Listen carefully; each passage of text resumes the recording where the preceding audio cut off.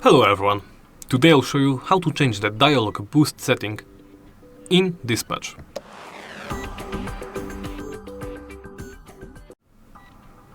Let's begin by opening the Settings menu. From there, navigate to the Sound settings. Locate the Dialog Boost window. Setting.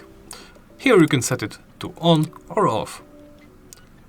To explain it what it does, well, it does what it says on the tin. It boosts the dialog volume when it is present. So during every other instance, the dialog would be lowered. After you made your choice, simply go back. And that's it. Thank you for watching, and please remember to like, comment and subscribe.